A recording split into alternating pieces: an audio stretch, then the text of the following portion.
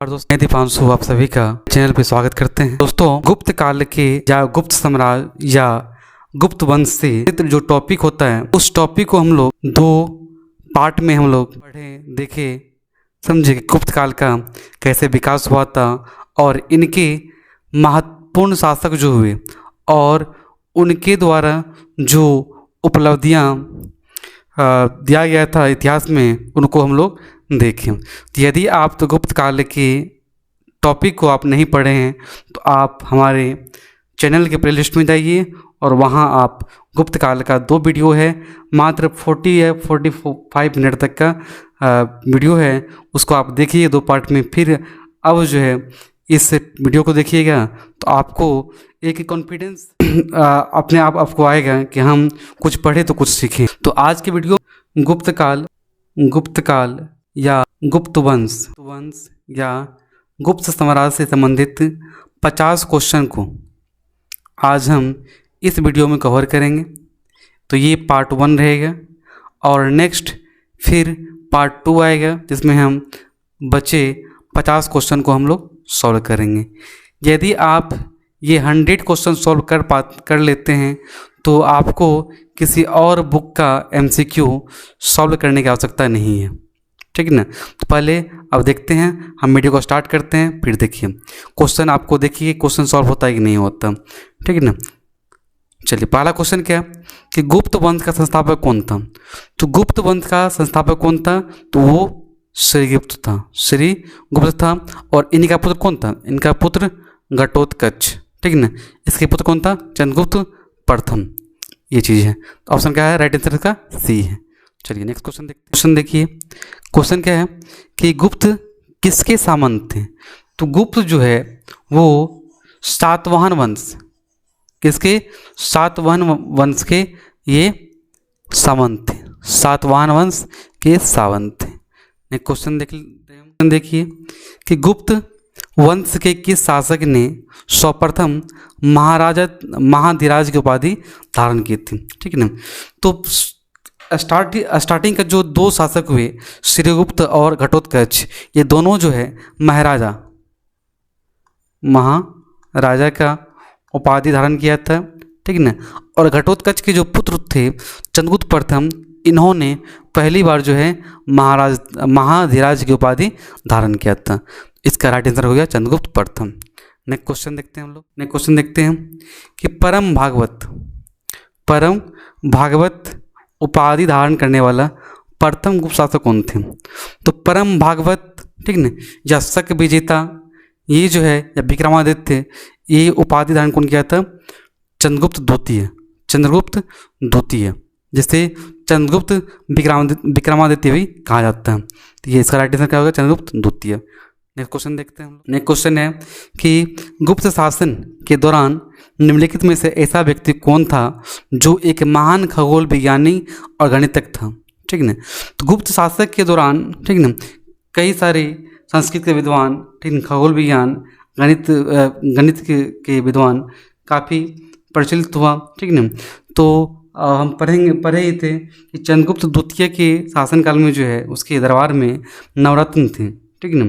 तो उन्हीं में से एक का क्या नाम था, वराहमिहिर। क्या नाम था उसका, वराहमिहिर। तो वराहमिहिर जो है वो गुप्त शासन के एक क्या थे, महान खगोल विज्ञानी और गणितज्ञ थे। तो इसका राइट आंसर क्या हो गया, वराहमिहिर। नेक्स्ट क्वेश्चन देखते हैं। नेक्स्ट क्वेश्चन देखिए,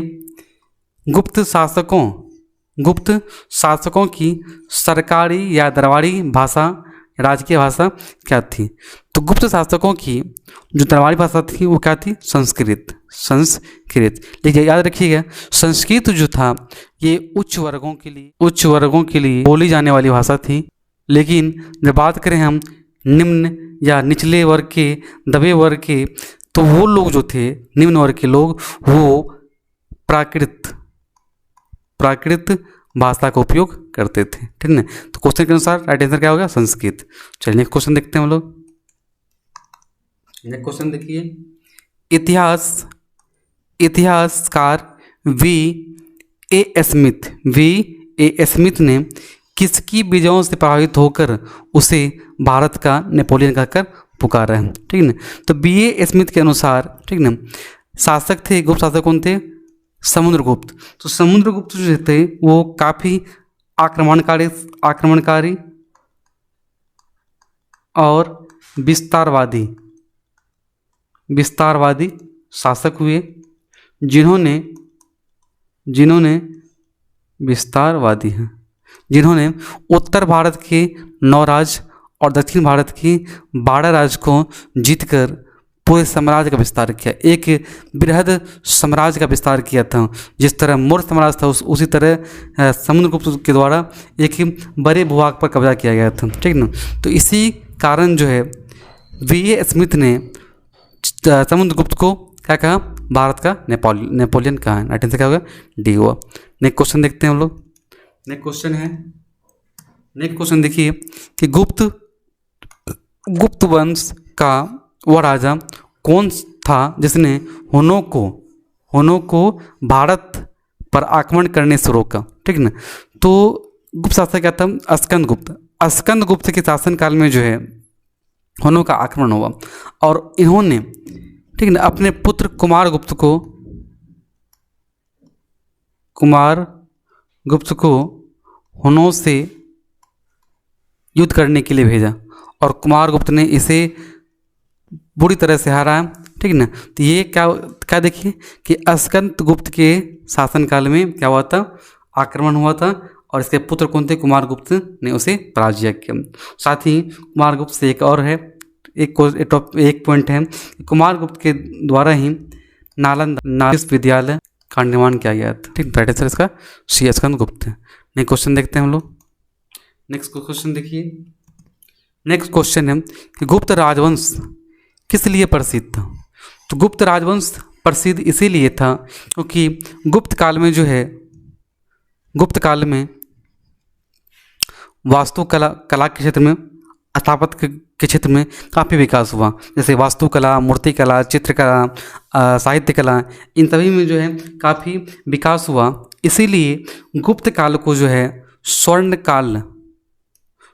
काल भी कहा जाता है। गुप्त काल को जो है स्वर्ण काल भी कहा जाता है, ठीक ना। क्या होगा इसका राइट आंसर? क्या होगा? ए, कला एवं साहित्य।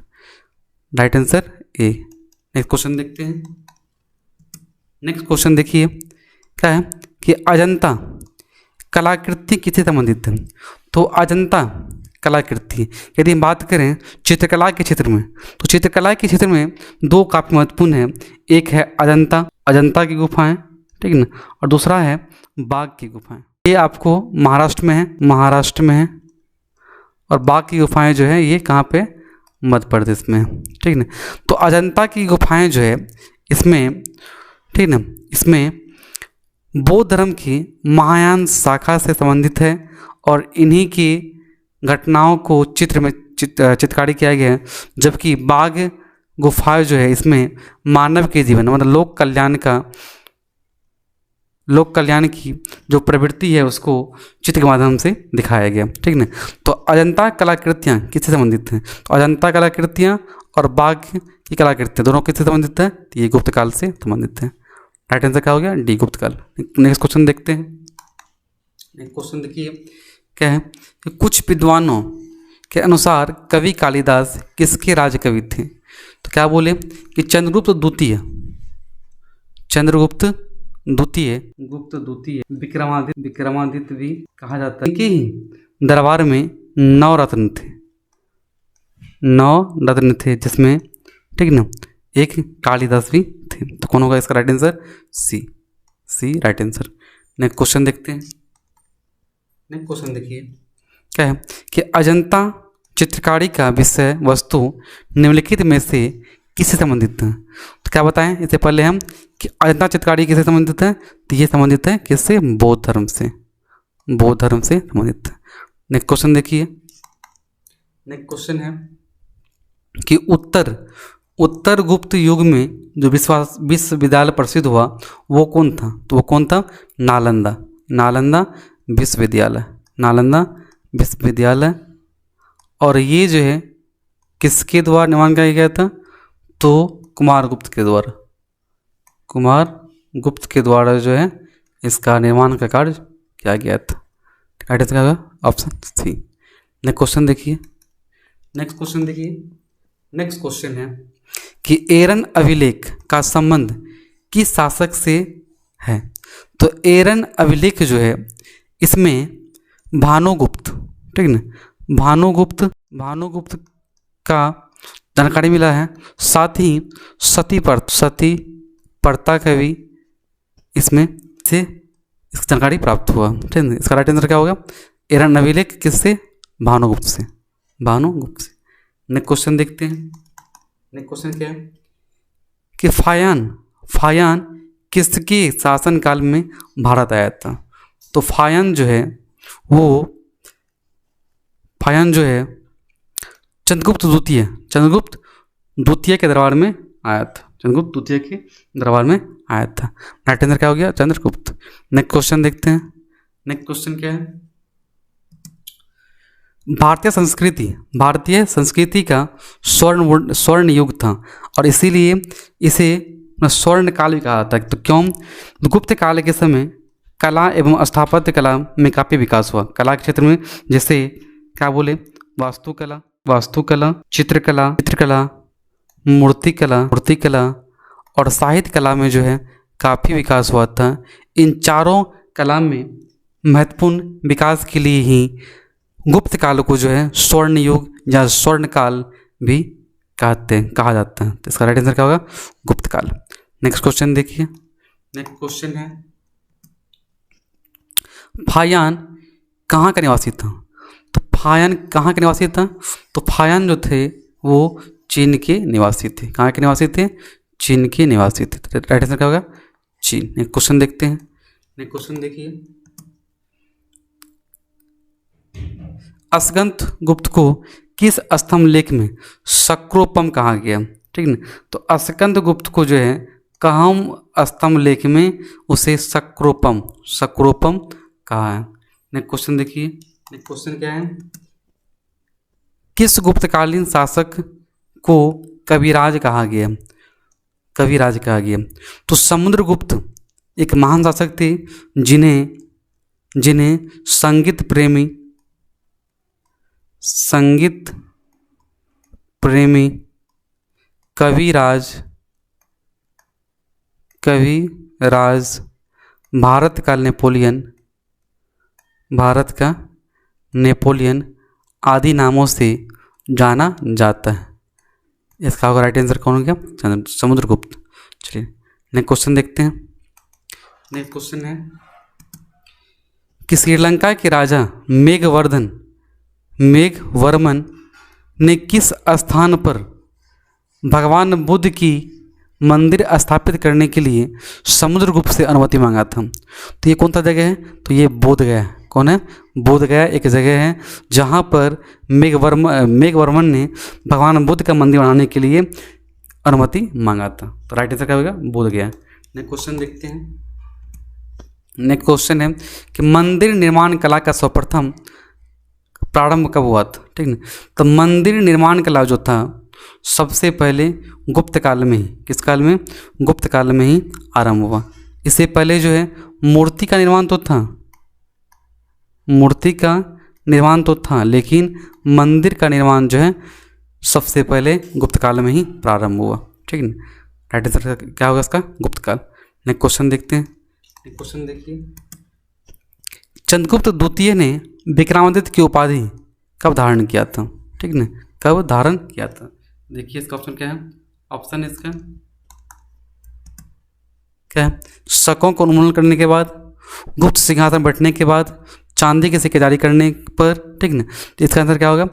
जब वो, ठीक ना, गुप्त सिंहासन पर बैठा, मतलब उसका राज्याभिषेक हुआ, तब जो है आरंभ हुआ था। ठीक ना, धारण किया था। नेक्स्ट क्वेश्चन इसका राइट आंसर क्या होगा? राइट आंसर इसका बैठने के बाद। नेक्स्ट क्वेश्चन देखिए, नेक्स्ट क्वेश्चन है कि गुप्त काल के सर्वाधिक लोकप्रिय देवता कौन थे? तो गुप्त काल के सर्वाधिक लोकप्रिय देवता कौन थे? विष्णु। और इसीलिए कई मंदिरों का निर्माण हुआ था जो भगवान विष्णु से संबंधित थे। इसी में सबसे महत्वपूर्ण जो था वो दशावतार मंदिर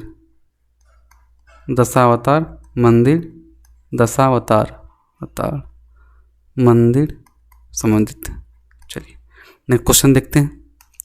नेक्स्ट क्वेश्चन है कि चंद्रगुप्त द्वितीय ने अपनी किस विजय की खुशी में चांदी के विशेष सिक्के जारी किए थे? तो जब ये शकों को पराजित किया था, किसको? शकों को पराजित किया था, तो इसी के उपलक्ष्य में जो है वो चांदी के सिक्के आरंभ किया था, जिसे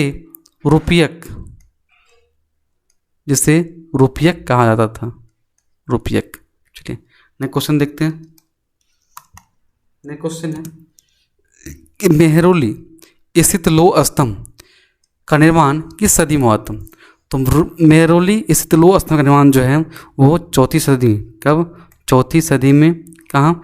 कुतुब मीनार के पास हुआ था। चलिए आगे क्वेश्चन देखिए, क्या है कि फाहियान और ह्वेनसांग ने डैश के राजाओं को देखा।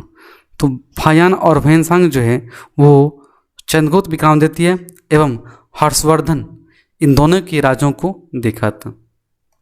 नेक्स्ट क्वेश्चन देखते हैं। नेक्स्ट क्वेश्चन है धन्वंतरी थे। धन्वंतरी जो है, ठीक ना, ये जिस तरह का वो बताए थे इससे पहले कि चंद्रगुप्त द्वितीय या विक्रमादित्य के दरबार में जो है 9 रत्न थे, कालिदास, धन्वंतरी। तो उसी में से क्या था? धन्वंतरी। मतलब 9 नाम आप टॉपिक में जाकर देखिए, तो उसी में से क्या था? धन्वंतरी भी थे। ये क्या थे? तो ये जो थे ये बहुत ही प्रसिद्ध चिकित्सक थे। क्या थे? चिकित्सक थे। इसका राइट आंसर बी हो गया। नेक्स्ट क्वेश्चन देखते हैं। नेक्स्ट क्वेश्चन देखिए, गुप्तकालीन शासन प्रणाली किस प्रकार की थी? तो गुप्तकालीन शासन प्रणाली जो थी वो किस तरह थी? तो राजतंत्र, ठीक ना, राजतंत्रात्मक थी। नेक्स्ट क्वेश्चन देखते हैं।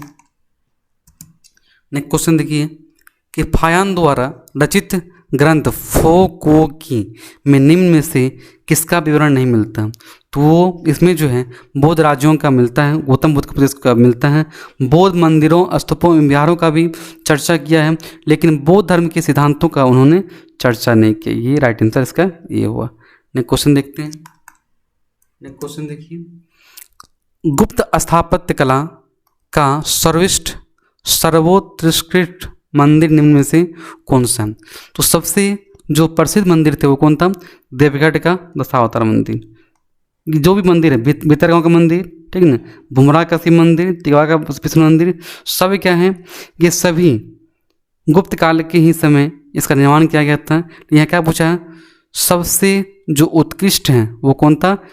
जो प्रसिद्ध है देवगढ़ का दशावतार मंदिर। राइट आंसर क्या होगा? बी। नेक्स्ट क्वेश्चन देखते हैं। नेक्स्ट क्वेश्चन देखिए, अजंता की गुफाओं में किन गुफाओं का निर्माण गुप्त काल में हुआ था? तो अजंता की गुफा में जो है गुफा नंबर 16, 17 और 19 का निर्माण जो है वो क्या हुआ था? गुप्त काल के समय हुआ था। नेक्स्ट क्वेश्चन देखते हैं। नेक्स्ट क्वेश्चन देखिए, क्या है कि अमरकोश के लेखक अमर सिंह किस शासक के दरबार से जुड़े हुए थे? तो अमरकोश के लेखक अमर सिंह जो थे वो गुप्त काल से और अमरगुप्त किस शासक के दरबार से जुड़े थे? तो चंद्रगुप्त द्वितीय। इसी के दरबार में 9 रत्न थे और इसी में से कौन थे? अमर सिंह भी थे। अमर सिंह, धन्वंतरी, कालिदास, ठीक ना, वराहमिहिर जैसे कई विद्वान थे। क्वेश्चन देखिए, क्या चंद्रगुप्त प्रथम ने गुप्त संबंध का प्रारंभ किस उपलक्ष्य में किया था? तो चंद्रगुप्त प्रथम के द्वारा, ठीक नहीं, शायद हम पीछे गलती बोल दिए थे।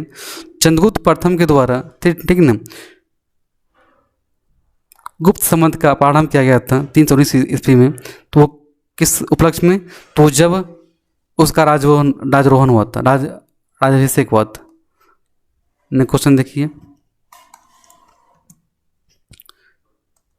प्रयाग प्रशस्ति अभिलेख का लेखक हरिसेन किस शासक के दरबारी कवि थे? तो हरिसेन जो थे ये किसके? तो हरिसेन ये समुद्रगुप्त, किसके? समुद्रगुप्त के शासक के दरबारी कवि थे। क्वेश्चन देखिए। नेक्स्ट क्वेश्चन, गुप्त काल को प्राचीन भारत का क्लासिकल युग कहा जाता है। क्यों कहा जाता है? क्योंकि इस काल में जो है कला व साहित्य के क्षेत्र में अपने चरम उत्कर्ष पहुंचने के कारण। तो ये सही है। चलिए एक क्वेश्चन देखते हैं। इसका ऑप्शन उपयुक्त तो सभी हो सकता है, क्योंकि इसी के समय स्वर्ण सिक्के चलाए गए, व्यापार में अभूतपूर्व प्रगति भी हुआ था, ठीक है ना। तो ये इसका राइट आंसर डी होगा, ना कि बी हो गया। एक क्वेश्चन देखते हैं। एक क्वेश्चन देखिए, सारनाथ के धमिक स्तूप का निर्माण किस काल में हुआ था? तो सारनाथ का धमिक स्तूप का निर्माण जो है वो गुप्त काल में ही हुआ। नेक्स्ट क्वेश्चन देखते हैं। नेक्स्ट क्वेश्चन है कि गुप्त काल की सोने की मुद्रा को, गुप्त काल की सोने की मुद्रा को क्या कहा जाता है, ठीक ना। तो हम पढ़े थे कि यदि चांदी का सिक्का हो, चांदी का सिक्का हो, चांदी का सिक्का हो, ठीक ना, तो इसे कहा जाता था कौन सी, रुपयक, ठीक ना, रुपयक। और सोने के सिक्के हो, सोने की सिक्के, तो इसे कहा जाता था दिनार, कौन सी, दिनार। साथ ही दैनिक जीवन में, रोजमर्रा के जीवन में जो है उपयोग करते थे किसका, तो वो था कौड़ी, कौड़ी। इसके बारे में फाहियान बताया, फाहियान के द्वारा बताया गया। सोने का सिक्का क्या होगा, दिनार। चलिए नेक्स्ट क्वेश्चन देखते हैं। कुमार संभव महाकाव्य किस कवि ने लिखा था, ठीक है ना। तो कुमार संभव, रघुवंशम, ठीक है, मालविका अग्निमित्रम, समझ, ये सभी किसका था, तो ये सभी रचना जो था वो किसका, कालिदास का, कालिदास का। चलिए नेक्स्ट क्वेश्चन देखते हैं। नालंदा विश्वविद्यालय का युग क्या था? तो क्या होता है कि नालंदा विश्वविद्यालय जो है इसका निर्माण गुप्त काल में किसके द्वारा, तो कुमार गुप्त के द्वारा, कुमार गुप्त के द्वारा किया गया था। चलिए ऑप्शन क्या है, इसका राइट आंसर है। नेक्स्ट क्वेश्चन देखिए। नेक्स्ट क्वेश्चन है कि गुप्त युग में भूराजस्व की दर थी। तो गुप्त युग में जो है भूराजस्व की जो दर थी वो क्या था, 1/4 से 1/6 के बीच था, ठीक है। जैसे भाग, इस कर को जो भाग कहा जाता था, ठीक है, भाग कहा जाता था, या उद्रण, क्या, उद्रण। वही बात करें सिंचाई का, तो सिंचाई से जो कर लिया जाता था उससे विदक काम, कौन सी, विदक काम या उदय भाग भी कहा जाता था। तो गुप्त युग में भूराजस्व की दर क्या थी, उपज का छठा भाग, उपज का छठा भाग। नेक्स्ट क्वेश्चन देखिए। नेक्स्ट क्वेश्चन है कि नगरों का क्रमिक पतन किस काल की एक महत्वपूर्ण विशेषता थी? तो नगरों का क्रमिक पतन जो था वो कब हुआ था, गुप्त काल के समय। नेक्स्ट क्वेश्चन देखते हैं। नेक्स्ट क्वेश्चन है कि किस वंश के शासकों ने मंदिरों एवं ब्राह्मणों को सबसे अधिक ग्राम अनुदान दिया था? तो ब्राह्मणों को भूमिदान सर्वप्रथम जो है सातवाहन शासक के द्वारा, सातवाहन शासक के द्वारा आरंभ किया गया था, ठीक है। लेकिन सबसे अधिक जो है वो गुप्त काल में, किस काल में, गुप्त काल में दिया गया था। और गुप्त काल में इसी परिस्थिति कारण जो है सामंत, आगे चलकर सामंत व्यवस्था देखने को मिलता है, गुप्त वंश। नेक्स्ट क्वेश्चन देखिए। नेक्स्ट क्वेश्चन है कि दिल्ली की मेहरौली के कुब्बत उल इस्लाम मस्जिद के प्रांगण में स्थित प्रसिद्ध लोह स्तंभ किसकी स्मृति में हैं? तो किसके थे, राजा चंद्र के प्रसिद्ध में, ठीक ना, राजा चंद्र की स्मृति में। और इतना साल पुराना होने के बावजूद इस लोह स्तंभ में आज तक जंग नहीं लगा है। ये भी काफ़ी महत्वपूर्ण है, ठीक ना। चलिए आगे देखिए। नेक्स्ट क्वेश्चन है कि कालिदास द्वारा रचित मालविका अग्निमित्र नाटक का नायक कौन था? तो क्या हम बताए थे, इसमें पढ़े थे हम लोग कि मालविका अग्निमित्र जो है इसमें राजा अग्निमित्र जो पुष्यमित्र का पुत्र था, सुगंध शासक पुष्यमित्र का पुत्र था। और मालविका